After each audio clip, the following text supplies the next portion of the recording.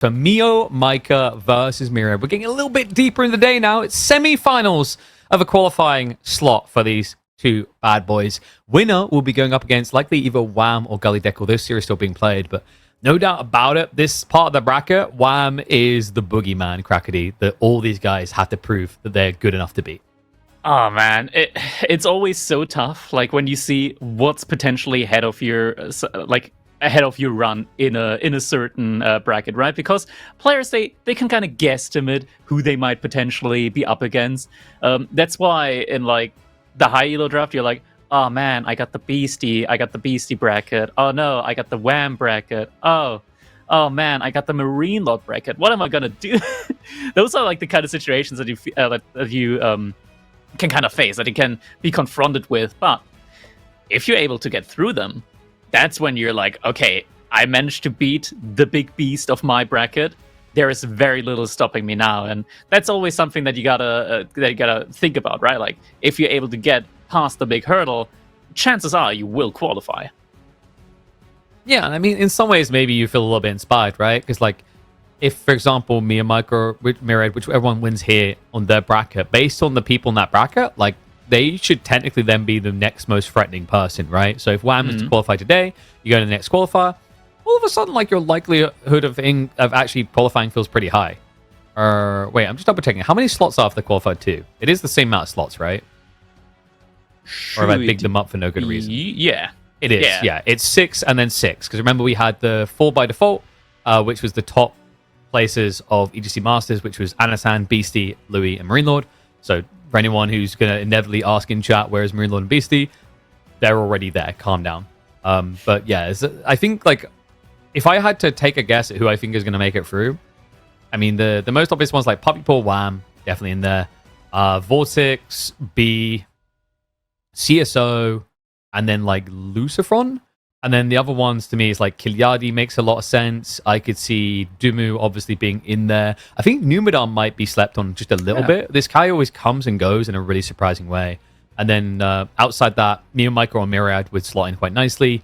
And then I'd say like Voldemort. SAS potentially, yeah. Yep, SAS. And then Corvinus.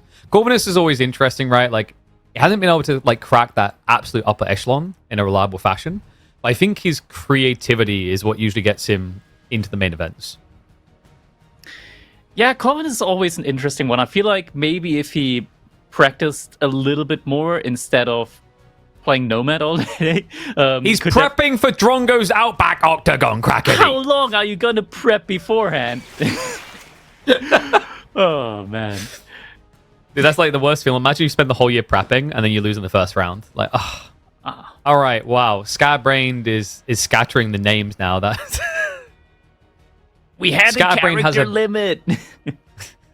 No, he really want us to emphasize his D for some reason. Scatterbrain D. Is that like a grading system? Do we have like better scatterbrains? So yeah, like in terms of the rest of the brackets, like Numenor versus Elyona, I definitely favor Numu there. I think Numu and B could even be a very intriguing game, actually. Yeah, definitely. I think those two could mix and match quite nicely. CSO versus Demu as a potential as well. That could also be interesting. Lucifron and Kiljari also striking me as interesting set. Honestly, I feel like Kiljari, if he's able to like get past the hurdle of, I feel like he kind of blocks himself from being as aggressive as he used to be recently, and I think we need the aggressive Kiljari back. I think we need the giga aggressive Kiljari back, because I think Prime Kiljari could definitely win that set. It's crazy for a man of his age to have hesitation, you know? Because like I would think if I got that old, I'd be like, dude, I got like days left, maybe. I don't know when I'm gonna kick it, right? So, like, I've got to live life like every day is my last. I ain't got time to waste on these macro games. Nah, got to be done 15, 20 minutes top. Because the other thing is you never know, like, you might be sitting there in an hour-long game and, like, you're very old. All of a sudden, your brain's like, nap time, and you just while sitting there. Like, there's so many risks here to playing late game. I agree. I want to see full balls against the walls Kilyadi again. Have you seen a recent demo stream with like the image of Kiljari waking up just being attached to the stream the entire time? I mean, that guy's living life. that guy is living life. He's truly embracing the typical Kiljadi strategy in real life. We just got to see him embrace it in game again as well. Yeah, and I think he's feeling refreshed. He just got back off a holiday to Greece, so that was why he was missing. That's why we didn't see him playing in small tournaments. He apparently he's just such a superstar. He's got all the time in the world for these holidays. But sometimes stepping away from the game is its own buff, right? Just kind of actually mentally resetting your mind, not thinking about it. We've seen this from other players. Some like to just passively think about it, like Mister. There's some other people, it's just they need to take their mind off it because it's just overloads. I think Myriad has been that historic in the past where we interviewed him and he's like, oh yeah, I'm just going to take the month to play this fighting game, right? Because it just allows him to not become over granularized, if you know what I mean? Where you think about things too much, you can actually come to illogical conclusions. Yeah, definitely. That's kind of thing as well. Like whenever you get a big new patch or something like that, if you're a competitive player, sometimes the best way to approach this is to not play. Take a break. You wait a while for the meta to settle down. Then you come back and you look at, okay, what are you fools doing in the meantime? And that's honestly a very, very underrated strategy, I want to say, because then you don't necessarily get the bias out of strategies in the making that can influence you maybe in the wrong direction. Instead, you jump straight to the solution. Yeah, it's also just a lot of people become hyper focused on things that might be irrelevant. I'm always reminded of a coach in Dota 2 where they've been doing it for years. They had all these ways of thinking of it, and a League of Legends pro came and asked them, "Why isn't the map mirrored?" And all of a sudden, just a question that simple made them think about it and oh wow, that opens up all kinds of different possibilities, right? It's interesting when you get those unique new perspectives. I think MeomaikA is a pristine example of this. MeomaikA is essentially playing quite often a lot of strategies that were done years ago and then seen as inefficient and aren't revisited, right? But he makes it work. We all remember was it 120 night game against Dimmu? Not the best example because that did end in an L, but he's exploring these weird tracks that either have never been looked at or were abandoned a long time ago. I'm just going to prophesize here. We're going to see from MeomaikA Minework, Regnit's Mass Knights. Or it might not be that way. Minework, Burgrave, Mass Men at Arms. Ooh. That's too spicy. I mean, it's weird. We just don't see it on Frisian anymore, partially because HRE always gets banned. But you heard me correctly, folks. HRE has been picked. It was allowed. We head into a best of 3 between Myriad in the red as the Lancastrians and MeomaikA in the blue as the HRE to see who is going to be making it through to that qualification matchup for EGC Masters Summer. That's right. They won't qualify if they win this, but they'll be just one series away. Look at this. What is going on here? We do have Myriad opening up with Spearman as the House of Lancaster. Honestly, Myriad, he's been doing that a ton recently. Just these Dark Age openings with not just with just about every civilization, I almost want to say. But yeah, this time up against the HRE, and MeomaikA on the other hand side, he opened up with villagers on gold. So the HRE typically they need a little bit of additional gold. Did he already scout the Dark Age barracks here from Myriad? Because that is a very, very early play out onto the gold. And no, he didn't. He doesn't know. Really? He's just assuming this or something. But yeah, I mean, this is the perfect play for him here, right? He is not going to have to worry about being able to gather up enough gold for this. And Myriad, you can tell, he's clearly looking for that gold. And he does find it there at the top side. Is he going to go for it? He should. He's not. He is. Yeah, he was looking elsewhere. He got a little bit distracted. So moving out now. But, I mean, at this stage, it's too late. MeomaikA has what he needs. He can pull back.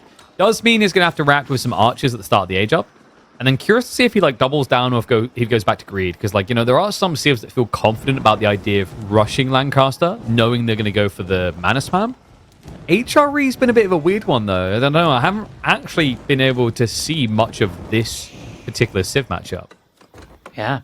We are actually going to be getting an Archon Chapel here from the looks of it. It's going to be positioned right next to the TC and that wood line there. Ooh, off by 1 tile, though. If you have OCD, don't look. And yeah, at the moment, MeomaikA, he's got to be quite happy with that, being able to gather up enough resources. Oh my god, KP, he's rushing that up. He's rushing that Archon Chapel up like there's no tomorrow. This one's going to be going up at like 3:15. Earliest age ups in Age of Empires history is trying to be achieved here. Behind this, I believe Myriad is trying to lure in the deer as well on his side with success.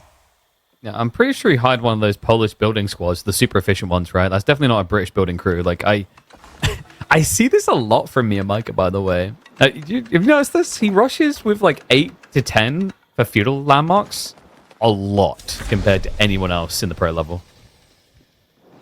Honestly, I'm a little bit perplexed, mainly because we do have the buff with the Prelate by now, that he is able to inspire more villagers. Are we going to get emergency repair? KP, are we going to get emergency repair on that mining camp? It's going dangerously low. Oh, yeah, okay, it's safe. Oh my god! He pressed the button! Oh, what button! Yeah, that's just that's MeomaikA's dial-up internet from Southeast Asia, okay, guys? It's just like, it's a hard life as an esports pro in that region. That button has been clicked a while ago. You just didn't notice it yet. Yeah, you know you got internet problems whenever you do something in game when there's a literal like circular buffer icon that shows up on your screen. Remember playing like League of Legends like 15 years ago on dial-up internet and playing with like 800 ping? And you just have to predict every single move 8 seconds in advance in order to play the game? So I'll say no. You are talking to a guy who like casted Dota 2, so you guessed the wrong MOBA. You probably had decent internet. No, we had turn rates which kind of hit the lag. I guess that's like the comparison in some ways of like I guess like League versus Dota. Yes and no, actually, because Dota is very responsive. But in some ways, it's kind of like when you explain input to someone between AoE 4 and like StarCraft. You know what I mean? Where like AoE 4 has that little bit of latency to it. Mm. Whereas, StarCraft has been seen to be like the most responsive RTS ever, is the idea. What is MeomaikA doing? MeomaikA, every time I see him play, it's interesting, to say the least. He just pulled every single villager off wood. He got a couple of archers out. He built the mill, and now is going over to gold. All right, they're just getting their Fitbits going, guys. Yeah, medieval Fitbits. Got to make sure you get those miles in. I'm not sure, was that you or was that Vodka? What, the laugh? That was me. I can't. Oh, okay. There's something about MeomaikA. It's like, for reference, this guy's ranked 50th in the world right now, and this is like how he plays all the time. It's so... Like, and he makes it work. That's the craziest part about it. Like, it's such messy games, but the dude is relentless when it comes to aggression. Like, you wouldn't expect these kind of strategies to work, or like these kind of implementations of strategies to work. But MeomaikA, that's the crazy part. He makes them work in ways that you just wouldn't expect them to. It's like he's a marvel to watch for that reason. And that's why, like, I'm there cheering for him, man. You know, like, you know how I am. I hate this, like, let's be optimal. What's the meta build? I want the creativity. I thrive on the creativity. And the fact that he just goes and does something unorthodox, literally every game, big or small, and then still is able to be in the running, has continued to impress me. Yeah, definitely is an impressive ability to have, because MeomaikA behind us, he is going for the age-up rush here. Myriad, on a little bit of a delay after 6.5 minutes, has managed to push in the deer now underneath his TC. So it's going to have a very... You think sheep are efficient? Deer are... Actually, compared to House of Lancaster, deer are not that much more efficient, but they're a bit more efficient. Mm-hmm. And, well, we did talk about the possibility of a Burgrave. There's no way he's gonna... I mean, because, like, he might. He's got 8 villagers' food gathering rate being buffed right now. 9, please. Oh, sorry. We did have that. Sorry, was that 9 or you screaming no because he hasn't got the Archon garrisons? Oh, wait, does he? Okay, never mind. He still has villagers gathering food for a second. I was like, wait, no food income? Okay, so we're getting a rushed up Regnitz now. And Myriad has nothing to stop this whatsoever. He's on 3 manners trying to rush his own age up now behind this. But honestly, I think MeomaikA at this point in time, he's bound to be getting like every single relic on the map. Yeah, look at that. He's even producing prelates now from the TC. If MeomaikA wins this game and like Myriad goes back and reviews the first 5 minutes of this, he might stress smoke so many cigarettes that he just dies on the spot. Honestly, yeah, like this is so crazy. Like MeomaikA, he's like trying to take every single shortcut in order to go for the Asia play here that he was able to do. Like, oh god, he's on my gold. Pull every single villager off gold. Okay, he's off gold now. Now I pull every single villager back to gold. These like hyper reactions that are coming out of him. And now I'm honestly kind of worried. Okay, like Myriad, King's College now up against a mass knight player like MeomaikA might just be the only correct option here potentially, and we are getting the King's College in. This is good. It's going to give him the opportunity to get into Qualifiers, which is just basically having heavy maces on horseback. Really big deal. And even prepping the additional stables. So MeomaikA also, because he didn't go mine work, doesn't have the added benefit of the barded armor. The prelate, I mean, even if he doesn't make it back alive, just getting that relic in so deep into his side of the map is already a lot of value, especially since he already has the monastery out through the Regnitz Cathedral, so he can afford just pumping out a couple of additional prelates. And I mean, we talked about it, right? Like his economy isn't really being inspired right now, but it doesn't really matter long term because he's going to be able to inspire all of these many different locations as the game goes on.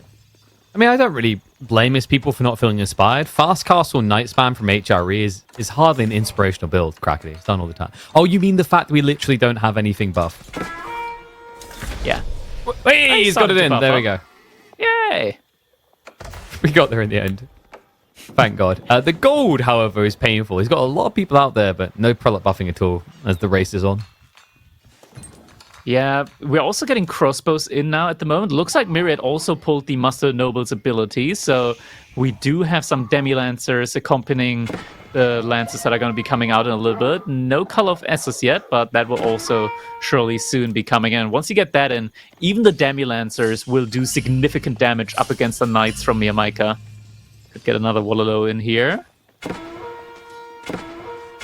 The Archer wouldn't be able to protect him quick enough, I don't think, so he just runs away.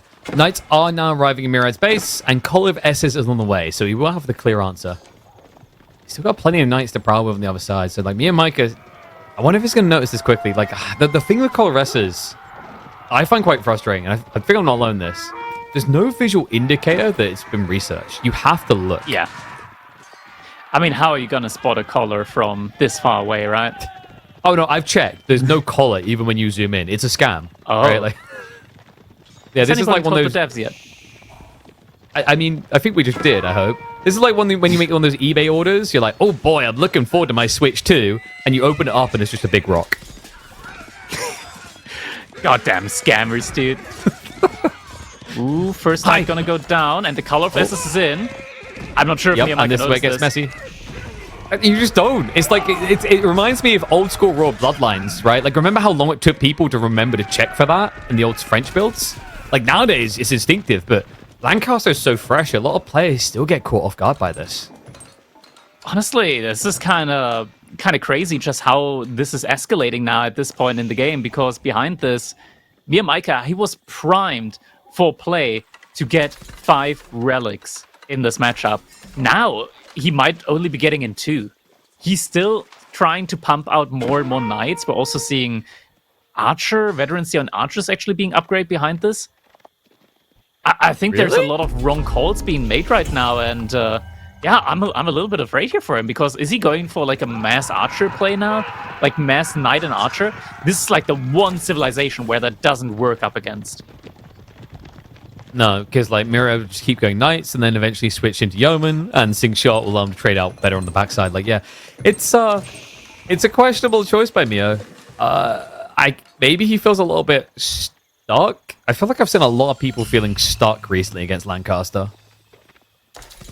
Yeah, I mean, it's only going to get worse. Myriad, he's already up on 9-6 Knights here now, and 9-3 even. 9-3 Knights. The 6 Knights are, like, for the most part, still in queue. And no crossbows on the way. I think he doesn't have a scout. He doesn't know what's about to hit him. But this army from Myriad, and I know Myriad is not a guy that's afraid to dive his opponent's base. He will put on those goggles and he will not look back. Yeah, full propulsion mode activated. And you know what? I'm starting to think it might be appropriate the acronym for this tournament is EMS, because it looks like we might need to call emergency medical services for MeomaikA. This is worrisome. He's still just committing to knights. The archers are starting to come in, but it's not making this look any prettier. Yeah, not at all. Archer's definitely not what MeomaikA needs at the moment. And there we go, Myriad. He's not looking back. Doesn't have pierce armor, but it's just going to dive anyways. And it's enough. MeomaikA has to call it. No way out. All right. We may have a very quick series on our hands, but that is the MeomaikA way. You may question it. It may not seem like the build you wanted to see. You got to give him props for at least double downing where most people would shy away. Honestly, in the mid-game, I want to say, well, what do you can really qualify as the mid-game here? But like at 8 minutes into the game, I honestly saw MeomaikA in quite the favorable spot. Like, he had 2 archers out. Myriad only had 2 spearmen. I think it was just about the speed at which he tried to gather up the relics and the archer positioning that just didn't quite allow him to get to like that maybe 3-4 very fast relic grab in this situation. Honestly, I think that could have been much better achieved with crossbows potentially then there on as well. I think then you're in a position where you can potentially just fast Imperial Age. But yeah, I mean, MeomaikA, that mass knight play that he's so famous for, it just doesn't work against those color of S's. What are we looking at? We are looking at the teeth being kicked out of poor Chrysor again. What a... Oh, God. Just but flashbacks, with right? Because next game's going to be... can't make the knights. Yes, exactly. Like, it forces you away. It's like being against HRE and building men-at-arms. It just doesn't make sense. Like, this is the weird thing, is that Lancaster is secretly a cavalry civ. It's very subtle, but very potent. Look at this. Look at MeomaikA's chaotic This is eco. prime MeomaikAing. I was going to say, it's very StarCrafty now that I think about it. You know, it's not like in StarCraft, you know, a little bit of harassment comes in, you don't hesitate to pull all your workers away immediately, right? And then you just push them all into whatever you need. Because it's very fluid with just a 2-resource game. Whereas obviously AO4, it's a little bit less efficient to do so. Especially after you stopped off to build a mill with, I think it was 8 villages. Yeah, these kind of situations can happen, right? But honestly, I'm still very impressed with MeomaikA's transition timings overall, and like at which point he got that castle age in, what kind of position he was in overall. It's just the follow-up with the army composition didn't quite work out for him, but it's not going to be a Mongol game that's going to be coming up next. Instead, we will be seeing Rus up against the Delhi here, and KP, this one is quite interesting, I want to say, because Delhi's obviously broken, but so is Rus. So it's kind of like if 2 broken civilizations match up against each other, will we really be able to draw any valid conclusions beforehand? Yes. So the most valid conclusion is that if your busted civ loses, you can make a Reddit thread complaining that the other busted civ should be nerfed and your busted civ should be buffed.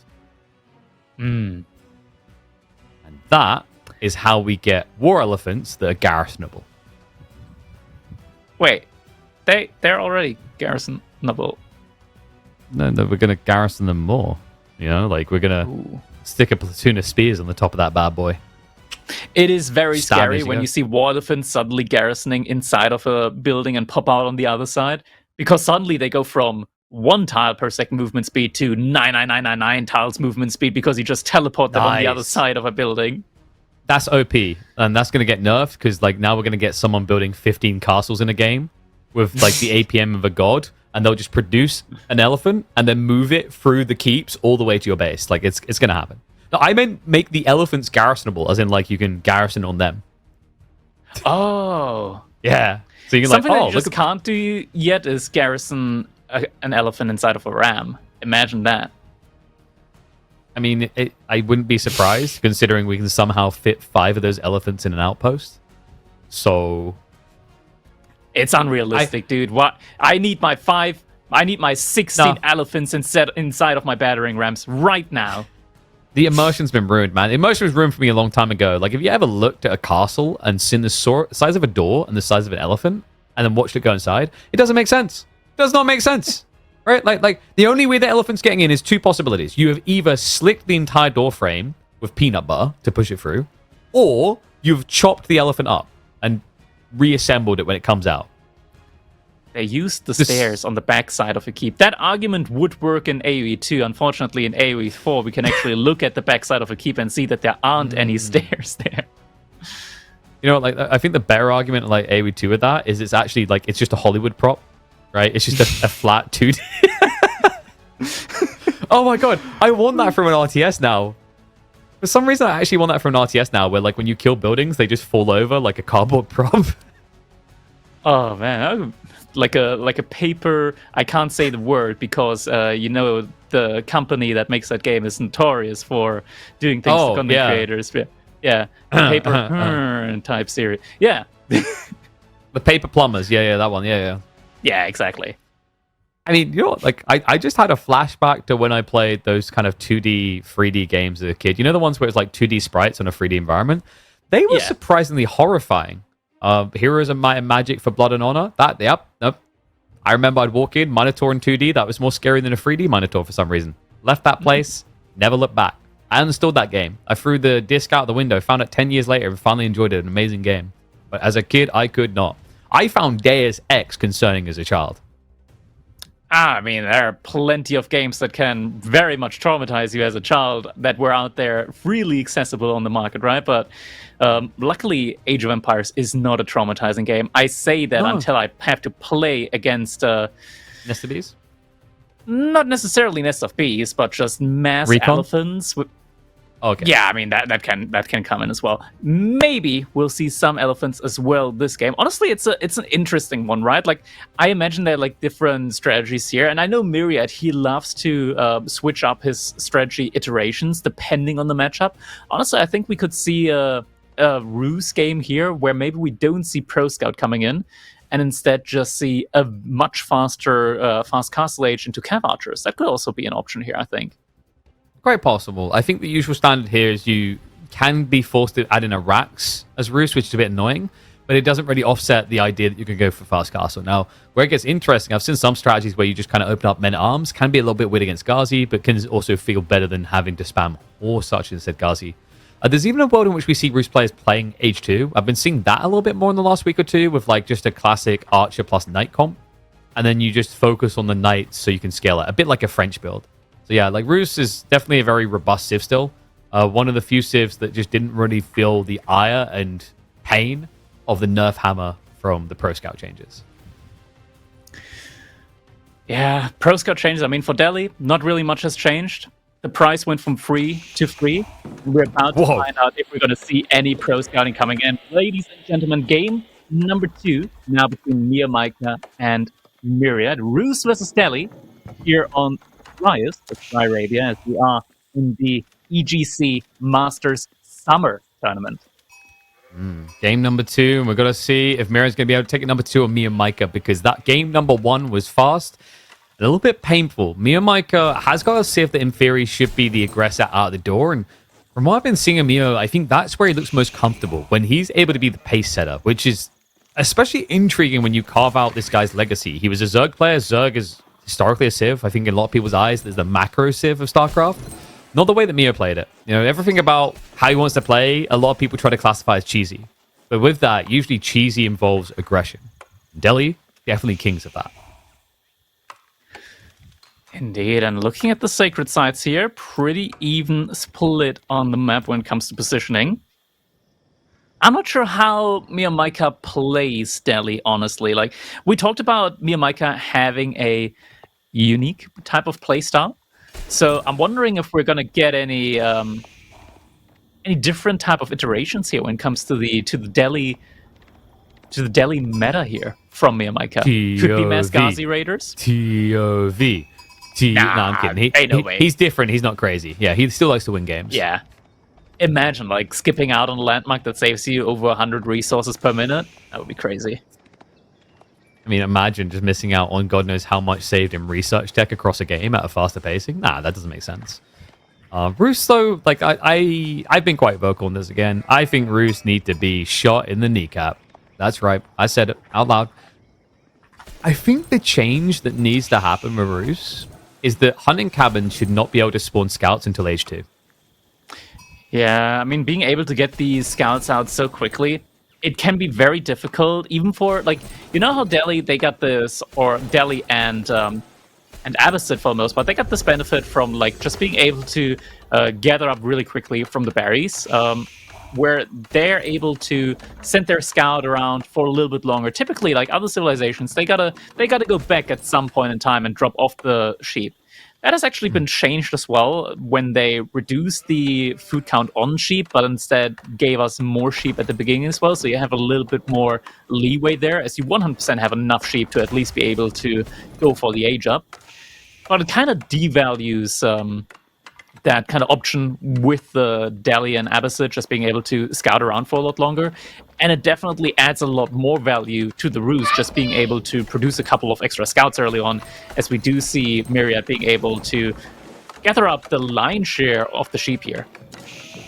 Yeah, and that this is the thing as well. It's not just the gathering the sheep. It's so many different things. Like, with them, they have the ability to see what you're doing. They discover the map quicker. They do everything. And I think, like, that's the thing. There's no civ in the game harder to hide a play against than Roos. Yeah, that's true. Okay, there we go. Age Up has now finished. We are going to get the Dome of the Faith. I mean, yeah, it's just such a strong landmark here. And we do see Myriad already going for a little bit of a deer shove here, as he's going to make sure these deer are going to be very, very close to his base. And now it's not really that important for him. Well, it actually depends on whether or not he's going to go for Pro Scout. He has a lot of villagers on wood, so I would imagine that he is going to go for Pro Scouts. Something that you could do with these triple scouts here at the beginning is don't even go for Pro Scouts. You just shove in the first 7 deer. And then just go for a much, much quicker timing on the age up. Looks like Myriad is going to go for the Pro Scout, though, and just being able to get those deer in before the upgrade has even come in is a lot of value that is coming his way here. MeomaikA behind this, already getting the first couple of free upgrades now in queue with a feudal age, multiple scholars being trained from the Dome of Faith in order to speed that up even further. Most importantly, we are getting that Sanctity in. Actually, wait, that scholar next to the Dome of Faith, it's not garrisoned at the moment. I don't think he clicked the hotkey. Oh, no. No, not this again. And the other ones are rallying across standing there. to the... Okay, then. It's going to be one of those games. Well, what makes it somewhat more painful is he's already rushing Blacksmith, so this is going to hamper his timing. And, like, Myriad, I mean, dude, he could actually still cancel this right now. I think it'd actually be worth it, because, like, MeomaikA hasn't even attempted to lame the deer whatsoever. Which is also seeing Spearmen come out now, so we'll be able to, like, if there's Ghazi Raiders, they're not going to be able to really do a lot here up against the Spearmen from Myriad.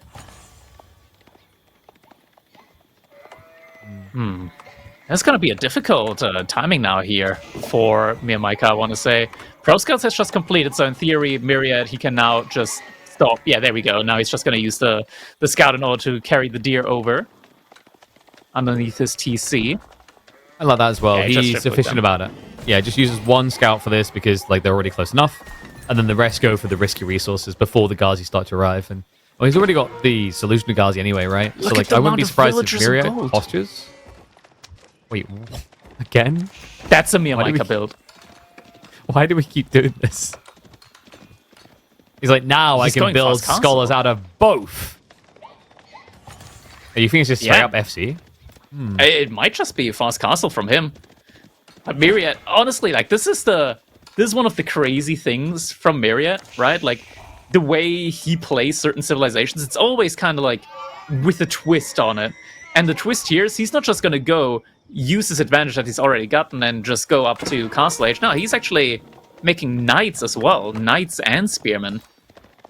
Yeah, so I guess the idea here is going to be to maybe just try and snipe the initial scholars. I don't know if he's going to want to commit to this long term, just because, like, Spear Ghazi would make sense for MeomaikA.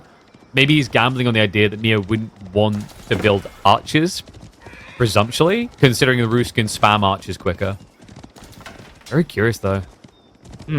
MeomaikA at the moment trying to trade out with his Gazi up against Spears. As long as there aren't that many Spears, it's fine, but just the timing there, the reaction not quite there. If he can pull these weak Gazi Raiders back in time, he does have the option to fully heal them back up, but did actually lose 2 Gazi Raiders here. It's going to hurt him quite a bit, and yeah, behind this, he is going to lose another Gazi Raider and try and secure the Sacred Sites. I think the Scholars have just moved out. There we go. First Sacred Site is now signed to get captured up, but losing 3 Gazi Raiders, yeah, it's too much. He lost too much there. I mean, Delhi is a civ that requires clean execution in the first few minutes of play, and apparently it's just not there for MeomaikA, so he has been speedrun out of Qualifier #1. It's kind of crazy. I'm not sure what exactly happened there, but looks like MeomaikA was not quite feeling up to the task of going up against Myriad here. Myriad actually playing this quite well, and honestly I like these little variances, these little iterations that Myriad has on his kind of like civilization plays, like not going up to that fast castle age, but instead just choosing to go for a couple of units there as well, as we do have May in the chat calling Delhi OP in quotations there. Love that. But yeah, this was a very, very quick set, which does mean, though,